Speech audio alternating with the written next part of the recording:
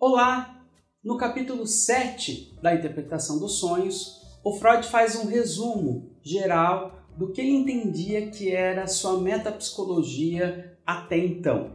E basicamente nós vamos ter este quadro geral formado no capítulo 7. E é isto um pouquinho que eu quero mostrar para vocês, que é esse esquema geral. Esse aqui vocês têm no material didático com vocês, dê uma olhadinha e vamos acompanhar esta explicação com este material em mãos.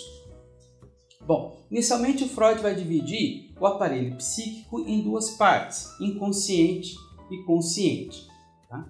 A base dessa divisão é justamente a questão do reprimido, ou seja, aquele material que o sujeito não dá muito bem conta, não digere muito bem na sua consciência. Então ele reprime este material e envia isto para o inconsciente. Uma outra versão também é dizer que o inconsciente é formado a partir do reprimido. Tá? Então, no processo de repressão se forma o inconsciente. Então, são duas formas de enxergar, mas o processo é o mesmo que quando você tem um ato da repressão, você automaticamente tem o inconsciente. Então, aqui vira uma coisa de quem nasceu primeiro, o ovo ou a galinha. Não vamos entrar nessa discussão, vamos entender o quadro.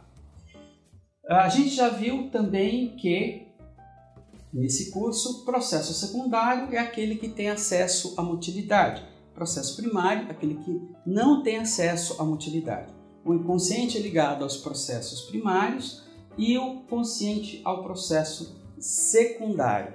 Entre eles, a gente tem o pré-consciente, que é onde estão as estruturas de linguagem. Fiz tudo tracejadinho para você perceber que existe uma comunicação entre inconsciente, pré-consciente e consciente.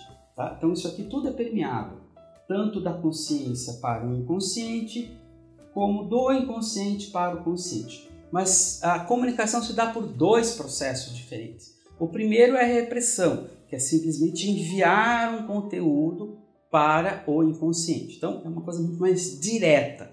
Já o retorno deste reprimido, né, é um pouco mais trabalhosa, porque ele não pode voltar do mesmo jeito. Se ele chegou aqui, exemplo, uma bolinha, ele não pode chegar de novo uma bolinha.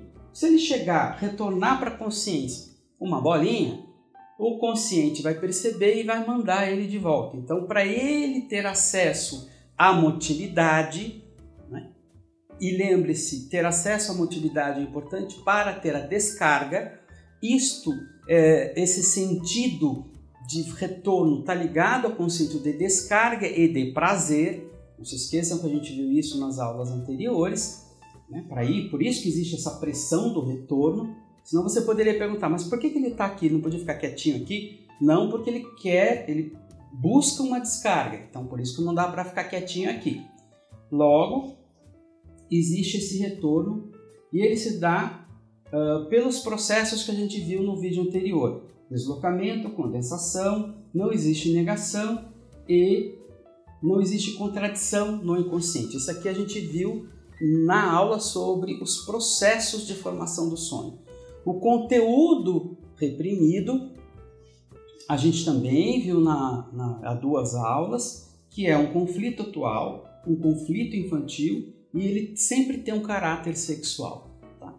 Basicamente, o sonho é feito desta forma. Alguma coisa atual, alguma coisa infantil e alguma coisa sexual. Isto aqui a gente vai ver no próximo módulo, quando nós chegarmos nos 3 ensaios da sexualidade.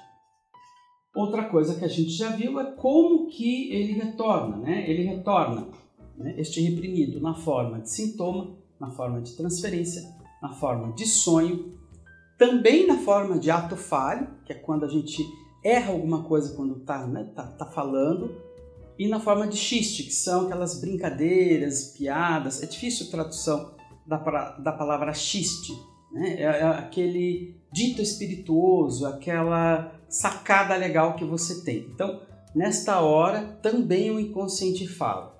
Tá? Então, são essas 5 formas de retorno do reprimido. Se a gente observar, os analistas vão muito atrás também do ato falho numa sessão. Né? A pessoa tá falando de alguma coisa e erra né? Ela comete um equívoco na sua fala. Então é onde o inconsciente encontra, né, um meio de se comunicar. Então nós, né, voltando só para relembrar o quadro geral: repressão, retorno do reprimido, ou seja, a realização do desejo no sonho, né, que é este retorno do reprimido. O conteúdo é sempre atual, infantil e sexual. A gente tem processos que ocorrem na formação do sonho, do sintoma, da transferência, do ato falho e do xiste, e assim o Freud forma um quadro geral daquilo que se convencionou chamar de primeira tópica. A gente ainda vai trabalhar um pouquinho ainda nessa primeira tópica, né? A gente vai ver com mais carinho essa questão do conteúdo reprimido e mais um pequeno detalhe, importantíssimo detalhe, que vai aparecer aqui no processo de formação do retorno do reprimido.